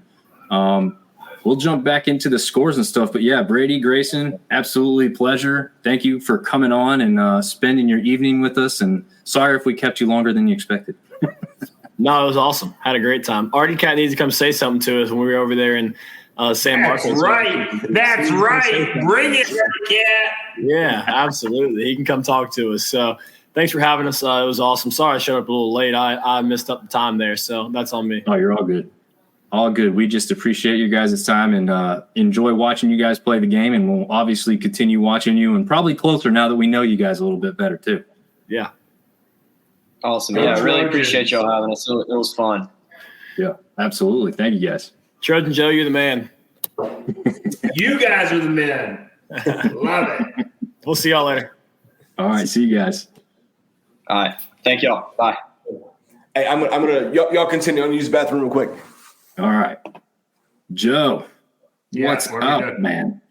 Do you want to run through some of these? You want to talk some trash on some more teams as we go through? We'll go through this of course. first. Let's do it. I mean, here's an unexpected piece of knowledge that a team in Mobile could actually beat another team. So, I mean, this is really fascinating. Yeah. I did call. We do a little predictions every once in a while. I think you've probably seen those around. I did take South Alabama to win this one, but they've had some good wins, right? I mean, they beat the Tide, right? They did. A couple other teams. So, yeah, 10-3. They lose that one 5-3 in the second one, and then they rounded out with the 3-1 victory to take home the series victory. And then they've got at Texas State here coming up this weekend. As we already mentioned, Arkansas State and App State will go head-to-head. That's an interesting one. You think those boys in Mobile get beat up a little bit there in San Marcos, or you think Texas State continues to slump a little bit here? Well, boy, I sure hope so. But I don't know. I mean, they're right next to each other. You know, I mean, in terms of the record, they're both coming off right now. Before these games, they're coming off winning streaks. So I'm not sure. I don't know that Mobile travels very well. They don't in other sports. So perhaps that plays into Texas State's favor. And Texas State's able to get a win, which they desperately need in order to become competitive. You know, Texas State and Arkansas State really in the same position. Got to start making moves if they're going to do anything competitively this year. So the guys from Mobile coming into town, into San Marcos, this is a great time. If you're a Bobcat, this is when you need to make a move and maybe get a sweep if you can. Get 3 wins out of this, but we'll see what happens. Yeah, absolutely. Marv, what are your thoughts on that one? South Alabama going to Texas State there. San Marcos is a hard place to win. They always have a great crowd because they're neck and neck. If I had to put money on it, I'd give a 2-1 edge to the home team. But, I mean, it's a toss-up with these two. But you're right. Somebody's got to make a move. There's 3 teams tied. It's 6 and 9. App's the other one. So somebody can make a move here and kind of get themselves in the top half of the pack again and try to close out strong. Yeah, I think all 4 of these teams are thinking they could literally sweep a series. Not that, like you said earlier, it's not easy, but I think all 4 of these teams think, they changed their entire outcome of the season at this point if they can sweep, any which way. It's just the whole thing's a total coin toss to me. I mean, I'm hoping that App at least takes 2 of 3 from Arkansas State. Texas State, I know, is probably hoping that they can right the ship being at home and take a 3-0 series, but that's not going to be easy. Artie Cat himself is saying that he's still ticking against his own team, saying South Alabama 2-1 in this one. So he's not back on the board even as they host it this weekend. So we'll see what happens in that one. All right, here's the shocker from last week, at least for me, right? Marv, if you want to start us off with this one, like what happened here? So we've been asking this question every week. Who is Georgia State? They 10-run ruled Southern Miss twice. That's I did not see that coming. The bats were hot. I mean, even in the loss, they still scored 9. I'm perplexed by this one. Maybe Georgia State's better than what we think they are. Yeah, one of those games happens, I don't know if I'm shocked. Those kind of things can happen and kind of have a weird occurrence. Pitcher has a really bad day. The bats are pretty good. But, yeah, that's what makes me pause here and think, we had Georgia State as a pretender. I think we all kind of did, thinking they were overperforming. They hadn't played a really tough schedule as of yet. You come into this Southern Miss thing and you're hoping that not hoping, I guess, but as an outsider, I'm thinking they're only going to win one of these with how Southern Miss has been playing. Not that they've been the greatest, but they've been capable. And for them to get just demolished 2 straight games in a row, that was shocking to me. It just blew me away that was what was happening in this one. And like you said, that last game wasn't a total flip there. I mean, it's 14-9. So, look, Southern Miss hit the ball well, 8-14. I mean, if you went into a series and said, hey, you're going to score 30 runs this weekend, you'd be like, okay, yeah, we're probably going to win that series. Just you didn't anticipate that you'd give up 40-something. Right. Did not do that. Joe, what are your thoughts on that one? That surprised the hell out of you with Georgia State just doing that to an established baseball program such as Southern Miss? Yeah, I think you just made the perfect point. I mean, when we started to expand the Sun Belt, when Southern Miss came in, the one thing that you started hearing Troy baseball people talk about was, oh my gosh, we're bringing this perennial power into the conference. This is going to be a problem. Southern Miss is going to come in here and, kick over our Capri Suns and eat our Dunkaroos. So for them to still be in the mix, obviously they have a great team, but to be able to be taken advantage of like this by the Georgia State Panthers, that's a sign that, when we expanded the conference, we did it a really good way. And we didn't bring anybody in who was just going to be uncontrollable, even although our friends from Harrisonburg would argue otherwise. This is an example of Southern Miss has a great history in baseball, but they're going to have to fight for everything that they're going to get in this conference. And I love that. I think that's great. Yeah, no, I do too. Our USN fan for life is saying crazy amount of home runs on that little field reminded me of last year against Coastal. Yeah, it seems like there's a couple fields in the Sun Belt if the wind's whipping around right. I know Louisiana talks about that down there at their field. You get a nice windy day in a certain aspect, and you're going to get some balls out of the yard there. So it just happened a lot in that series, which was surprising. So up next, obviously, as we just mentioned earlier with the guys we had on, Georgia State travels to Troy, which won't be easy for them too, but they're putting up a lot of run support. So we had 2 pitchers on, see if they can hold them at bay with that big offense. I don't know, Marv, you think they're going to travel well with that? That's a big series. Like someone's going to separate themselves from the other team. That's a really big series. I'm still not 100% sold on Georgia State. I've said that, probably end up eating my words at some point, but I'm taking Troy. Don't think it's a sweep. Think it's 2-1. And Troy kind of, joins, ends up second place after this. Yeah. Alludes to the big series of, what in my opinion, the biggest series of the weekend, which is Coastal versus Lafayette. Yeah, absolutely. Yeah, I think Troy's got to score 9 runs a game here. That's where they've been the most successful. We played 39 something games. You look at games where we scored 9 runs. It's been 20, 21, something like that. So Troy can certainly score. We're going to need to do that over Georgia State. And on the other side, Southern Miss not sweeping Louisiana Monroe this weekend would be a loss. Like they cannot walk away with a 2-1 and think that that's a win. I think they've got to sweep this with where they are now. Yeah, I don't disagree with that at all. With where you think you need to be, where you want to be, And like you said, with where ULM is, although Artie Cat's got a point, ULM not as bad as their record or better than their record reflects is how he phrased it. Just looking through, I mean, they string 3 losses together quite often, though. So who does Southern Miss have left? I mean, this is definitely a get right series for them. Who do they have left? Because Joe could be right. I mean, this could, depending on what their schedule looks like going forward, you might need 3 games here. So obviously ULM here, they go on the road to Louisiana. Whew. They host Coastal Carolina.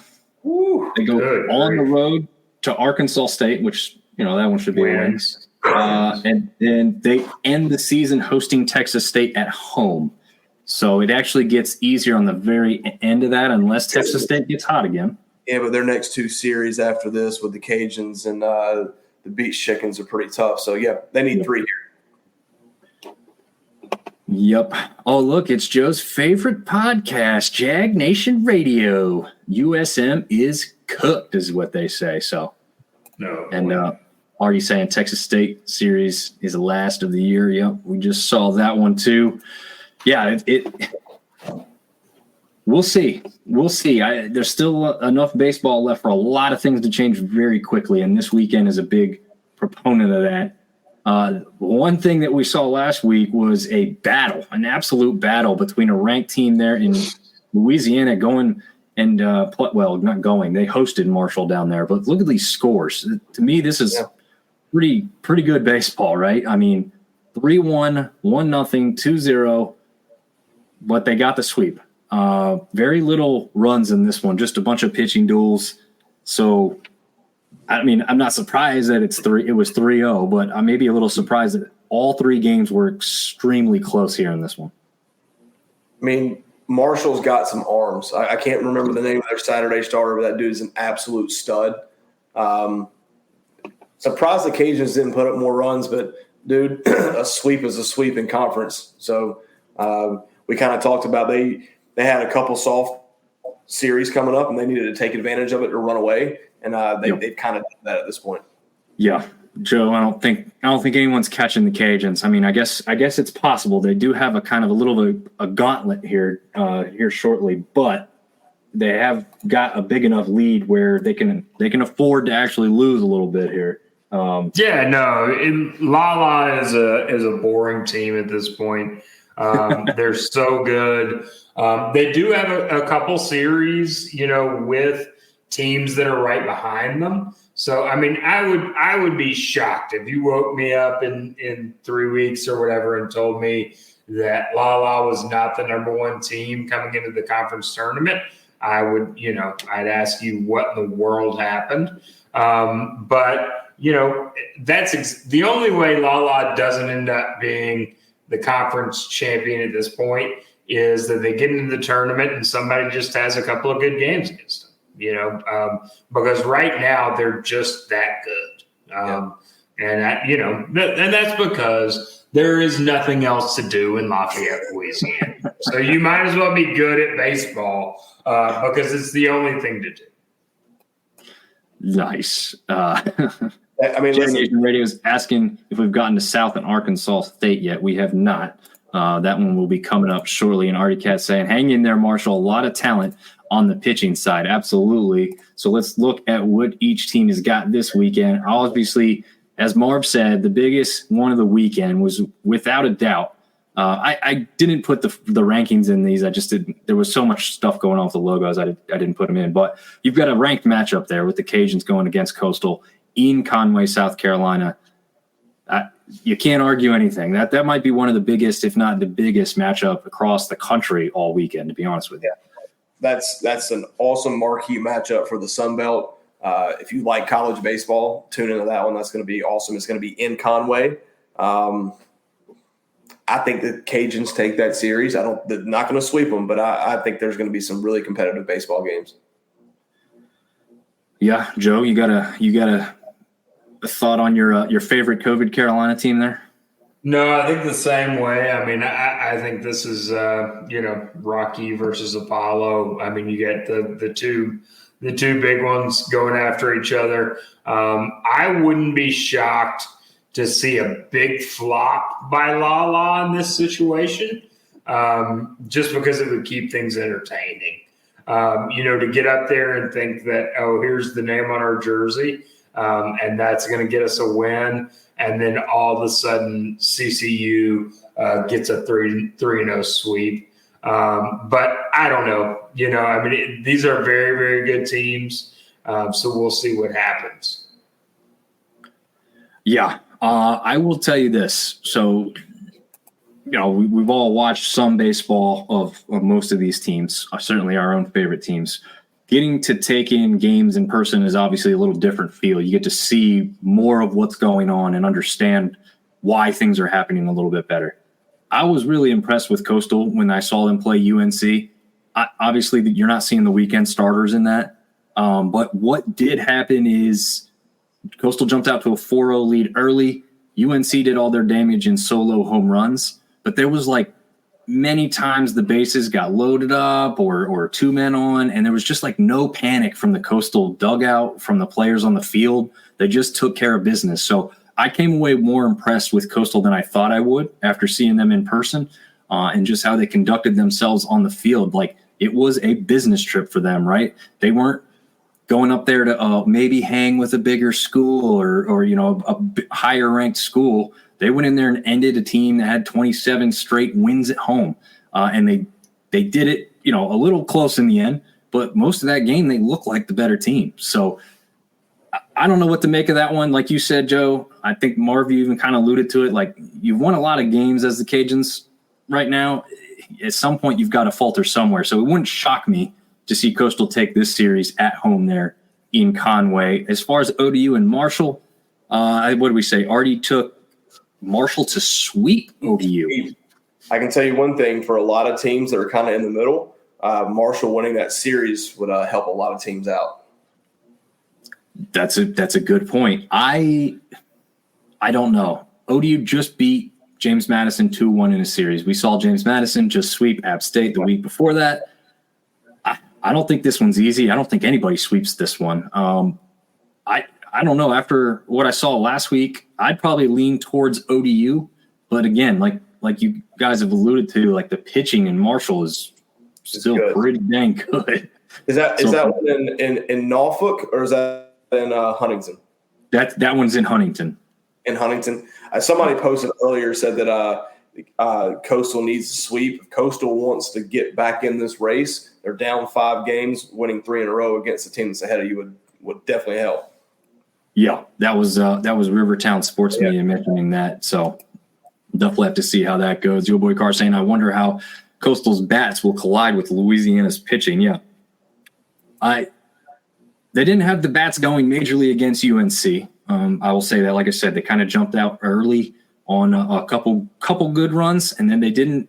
Bats went mostly quiet till late in the game again. So that will be an interesting aspect for sure, especially after, again, the Cajuns getting all these wins, having good pitching performances. Does that kind of dwindle here at some point when they play some better teams? Because let's be honest, they haven't played the gauntlet yet.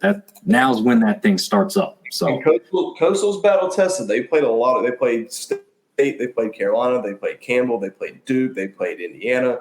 They played a lot of really good baseball teams. So I don't know. That's going to be a fun one to watch. Yeah. And like you said, Marv, you've been a little bit impressed with Georgia Southern throughout most of the season. We know that they was Georgia State that swept them, though, right?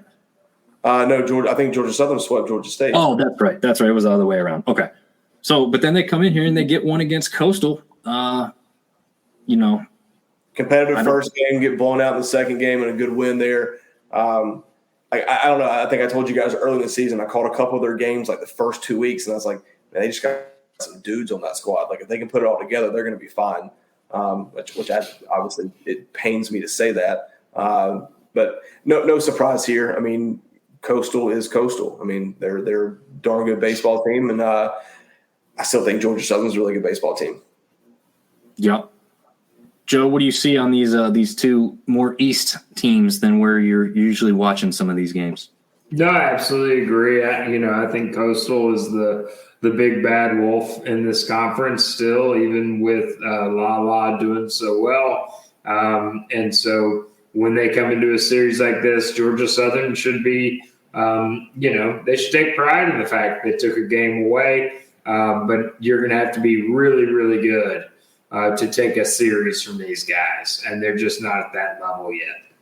Yeah, absolutely. Yo, boy, thank you so much for that comment. Yeah, that's amazing. So we've already talked about that ranked matchup. I actually did put the rankings on that one. I don't know what I was doing on the other one.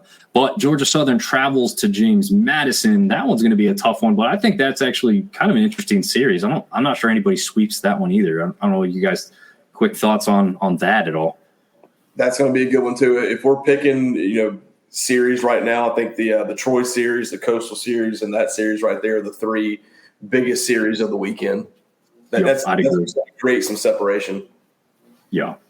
Well, and I know JMU is actually ranked below Georgia Southern, but due to my feelings about JMU fans, I will be rooting for Georgia Southern in the same way that I root for my grandmother. I hope that they beat JMU so hard into the ground. I hope that they win. I hope they somehow win 33-0 in every single game because JMU just deserves to lose. And so, Spiegel, go Eagles, whatever it is, I don't care.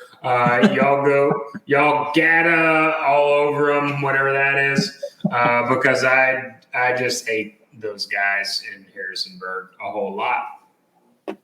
I don't think JMU's fan base has made a lot of fans since they entered the Sun Belt. There's just something about them. I can remember App State back in the FCS days and showing up and throwing those.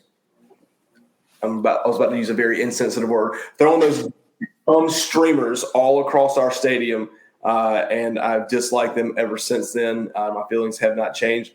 Unfortunately, they're playing the team that I hate more than anyone.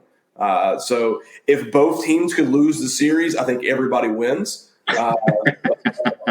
Look, brother, I feel you. And I mean, Jag Nation Radio is commenting all over this right now.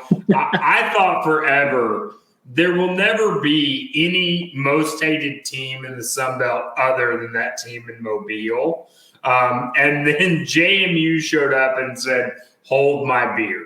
And so all of a sudden, I mean, they have taken a title that those boys in Mobile earned quite honestly through hard work of being annoying, but these guys come in and just basically those boys in Mobile can't have anything, it always gets stolen away from somebody else. So I agree with you. That's Georgia Southern. Let's go get them. Let's sweep them. That'd be nice. Yep. Artie says it pretty well here. JMU said, "Hold my overpriced scotch." Mm-hmm. Yep. You know what's funny? In fact, I'm going to take this off for just a second. So JMU likes to consider themselves an everything school. Well, to the contrary of that, go look at what Troy's accomplished this year.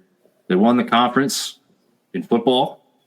They were right up there for basketball. And now look where they're at in baseball. So you want to talk about an everything school. We can talk about the big three sports. Troy and JMU, you're both there. You can't just say that one is and one isn't. So you got to be fair, right, Joe? Is that what we're saying? Oh yeah, no, but I think JMU fans are just saying that in terms of students, they'll accept everything. I think that's what they mean by everyone's school. They'll just anybody who applies, they're good. They're good. So they can student fee them to death and pay for their athletic department. Of course, yeah. So they can give Lee Corso a white wig and everything will be fine.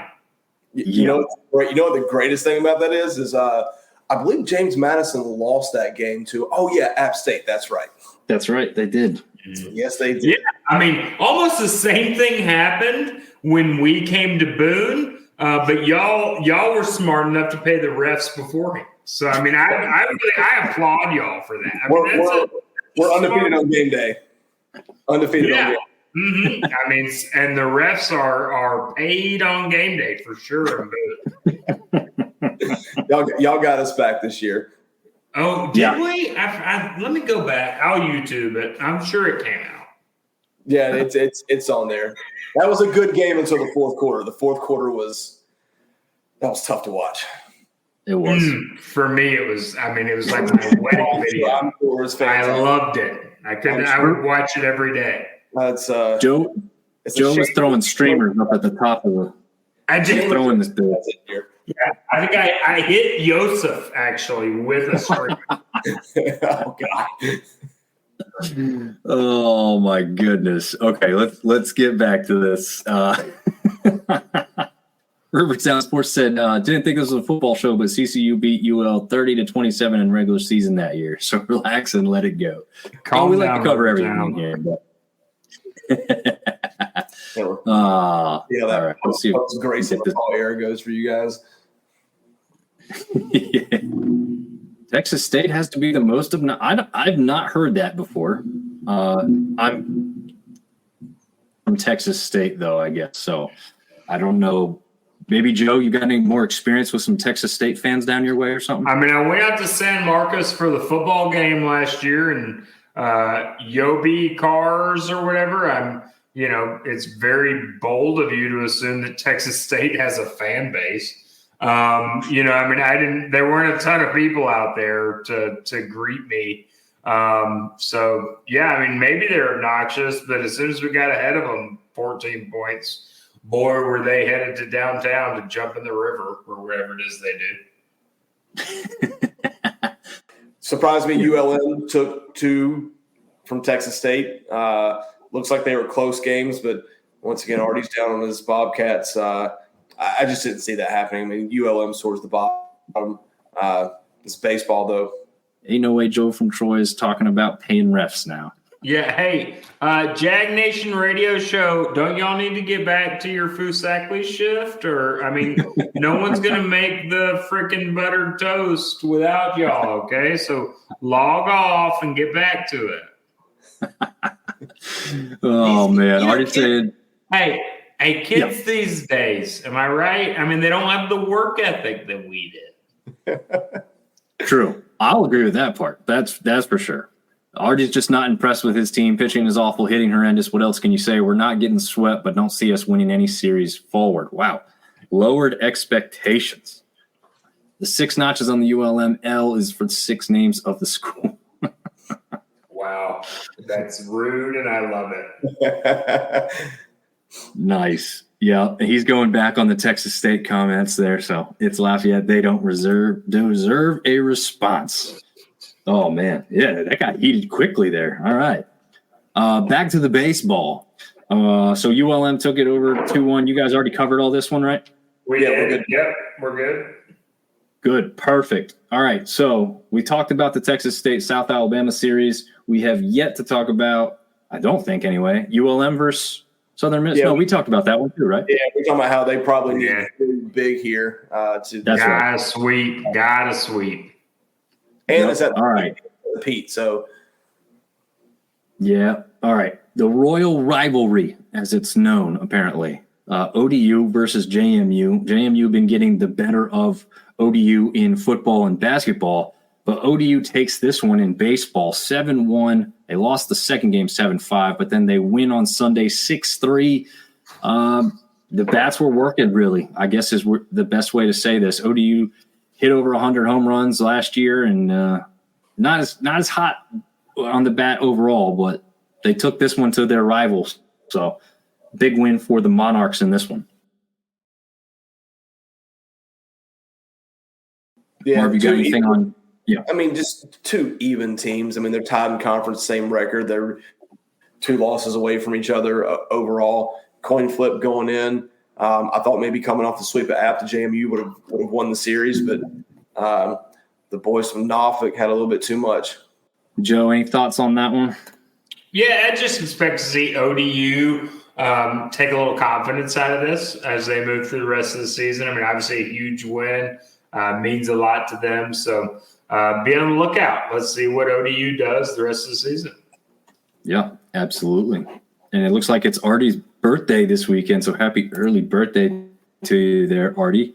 Looks like we got a comment from Ed Harold. That series with Georgia State was devastatingly awful, but USM will come back. I think, they have the history and tradition to do so, so we'll have to see about that. We talked about the ODU Marshall series. I guess we've actually talked about both of these at this point now, right? Yeah. Yep. All right. So, rounding out the show. Joe, I don't know if you've seen our picks, but, man, I've been hot these last 2 weeks. Dom, you have not been doing well, brother. No. He got all 3 last week and 2 the week before and 2 this week. So he was like 1-11 at one point. So he's making progress. It's getting better. Yeah. I'm warming up. I wish Seth was here so I could talk crap to him about me retaking the lead from him and how he constantly on every show talks crap about Coastal and then picks them to win every single series. But Marv, how are you 12-12 and you lost the JMU ODU series? 8 weeks of picks, 3 picks a week, so 24 games. Dom doesn't have 24 because he let someone guest pick for him 1 week. Oh, yeah. okay. I did because he was doing so bad. He let Chad from Southern Miss pick for him. I love it. Yeah, I have 3 less picks. I was told by both Seth and Marv and Chad actually that I could add those into mine because I think he went 2-1 that week, right, Marv? Yeah. So I mean, listen, add him in there. You'll be 8-16. Yeah, I'm still way behind. Wow. Yeah, it's embarrassing. But we do this dangerous. Like you don't just get to pick who wins. You got to pick the games. So you can't just say ODU wins the series. You got to pick what it's going to be. Okay. Yeah. Artie's asking if I can catch up. I mean, I think mathematically, but you got to be. You're going to have to live on the bold side of the life, and you start picking some sweeps. Yeah, that's true. Part of the Georgia Southern pick was to make up a little ground. I knew you guys wouldn't be picking them, so I kind of went that way. But I probably heart of heart, I probably should have taken Coastal 2-1 because it was the smarter pick. But that's all right. Got the ODU series. What are you guys' thoughts on the conference tournament being in Montgomery, Alabama this year? Montgomery, Alabama is a beautiful city. It needs to be utilized more as a conference destination. And you're all welcome for us bringing you there. No need to thank us. And I think you'll enjoy it. Riverfront Park is beautiful. There are several bars and restaurants around, and Troy will be just right down the road. So, come to Montgomery. No one wants to go to Biloxi. Pensacola we do for basketball. And that just come to Montgomery and don't complain about it. Complaining about it is weird. So those are my thoughts. Montgomery's where the Camellia Bowl is, correct? Yes, sir. It is. I've been to Montgomery twice for App State bowl games and can say I had a blast both times I was there. I was also well sauced the entire time. So, yeah. It's a shame you didn't come since you know how to get to Montgomery. Last year, if you'd come to Montgomery and then just gone 30 minutes south, you could have watched your team play for a title. And then, it didn't go well, but we're playing the result at this point. So App's 2-0 when I've been live at a game they played in Alabama. So, that could have been, the straw that broke the camel's back. Sir, I will buy your ticket because I promise it would not have made a difference. No, the way you buy football that night, no, it wouldn't have made a difference. Yeah. We needed Ed is saying he spent 2 years in Montgomery with the Air Force, but Biloxi would be a better choice. And Joe, you didn't seem to agree with that. You weren't as high on Biloxi, or? No, I'm not a Biloxi guy. Montgomery's a nice town. It's a town that is it's for nice people. So I think that's where we should be. Biloxi is kind of gross. It's the kind of town where when you get the the thing at the gas station. You pull the handle out to put in your car. There's something on your hands when you're done with it. You don't want that. Just come to Montgomery. We have an airport. Okay, it's not like a great airport, but it's an airport. Let's just do Montgomery. Let's just let Montgomery be a thing. Yeah, there you go. Well, San Antonio or Austin would be great for Texas State, and maybe the Louisiana schools and everybody else. That would be quite the travel. I would like to see if it would be somewhere more. I don't know. Montgomery probably is pretty central to the Sun Belt, though, I guess, Joe. I don't know if you've kind of looked at it, but it kind of does make sense. I mean, the most central would be like Huntsville. To play like at Toyota Field, which is where the Trash Pandas play. But, I mean, I think being near a Sunbelt school is probably important. I think going in the middle of, like, where we don't have anywhere that has a defined fan base is not a great idea. But people are always – the Sunbelt has a very close – geographic footprint, but people have very different ideas about it. You have Marshall fans that are going, why isn't it within 100 miles of our campus kind of deal? Right. And then you have San Marcos people, Texas State, I think, is the obvious outlier in our conference.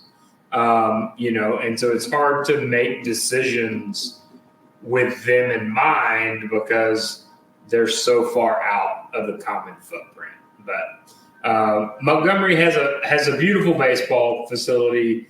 If you wanted to go to Biloxi, that's great, but that makes it a worse location for App. You know what I mean? Or for James Madison. Montgomery is actually a better location for them. So, I question that. I'm looking at the map. Atlanta would not be a terrible place to have it. Atlanta's kind of central, easy to travel to. You can fly there. Just don't know where you would play. I don't know if they have a minor league team there. Yeah, that's true. Well, you could play in Georgia State's football stadium. They can just go back to baseball in that place and actually fill it up or something. Yeah. You can play in Gwinnett, the Gwinnett Braves, which is single A team. You could play. I mean, you could make that kind of thing happen, But I just think you do have to start having these conversations because we've put this league together, and now you're kind of having the family is starting to have the kind of fights that you have as a family, so why do we go to Pensacola every year, Dad? And why do we go to Montgomery? And some of that is going to make people uncomfortable because some of that is because Troy University is the sponsor for those events. So if you want to host an event closer to your town, your school is going to need to pony up and start paying some of those fees. So that's, this is a great way to end this podcast. Go ahead and make all the fan bases mad all at once, except for the Troy fans. That's what we're going for, right? That's what we talked about before we started. This was the Troy episode. Yeah.